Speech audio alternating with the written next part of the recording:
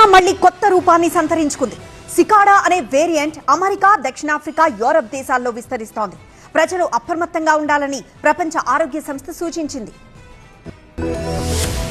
Corona virus మళ్లీ రూపాన్ని మార్చుకుంది. BA.3.2 అనే కొత్త సబ్ వేరియంట్ వెలుగులోకి వచ్చింది. సికాడా అని ఈ వేరియంట్ కు పేరు పెట్టారు. అమెరికా, దక్షిణాఫ్రికా, యూరప్ లాంటి దేశాల్లో ఈ సికాడా వైరస్ విస్తరిస్తోంది. కరోనా కొత్త వేరియంట్ పై ప్రపంచ ఆరోగ్య సంస్థ అప్రమత్తమైంది. సికాడా వేరియంట్ పాత ఒమిక్రాన్ కుటుంబానికి చెందిందే. కాకపోతే సుమారుగా 70కి పైగా మార్పులు జరిగి కొత్త వేరియంట్ విస్తరిస్తోంది. ఇంత భారీ స్థాయిలో వైరస్ రూపం మార్చుకోవడం వల్ల వేగంగా వ్యాప్తి చెందే అవకాశం ఉందని నిపుణులు భావిస్తున్నారు. చాలా కాలం తర్వాత మళ్లీ బయటపడడంతో దీనికి సికాడా అని పేరు పెట్టారు. ప్రస్తుతానికి దీని లక్షణాలు ఒమిక్రాన్ వేరియంట్ లాగే ఉన్నాయి. ఎక్కువగా టీకా వేయించుకున్న వారిలో తీవ్రమైన దగ్గు, గొంతు నొప్పి, విపరీతమైన అలసట, నీరసం, ముక్కు కారడం లేదా ముక్కు దిబ్బడ, తలనొప్పి, ఒళ్ళు నొప్పులు, తేలికపాటి జ్వరం ఇలాంటి తక్కువగానే లక్షణాలు కనిపిస్తున్నాయి. చాలా అరుదుగా వాసన ఇంకా రుచిని కోల్పోవడం లేదా రాత్రిపూట చెమట్లు పట్టడం వంటివి కనిపిస్తున్నాయి. శాస్త్రవేత్తల అంచనాల ప్రకారం ఈ వైరస్ పాత వేరియంట్ల కంటే కొంచెం వేగంగా వ్యాపించవచ్చు. కొత్త వేరియంట్ వచ్చింది అనగానే భయపడాల్సిన అవసరం లేదని, జాగ్రత్తగా ఉంటే చాలని చెప్తున్నారు.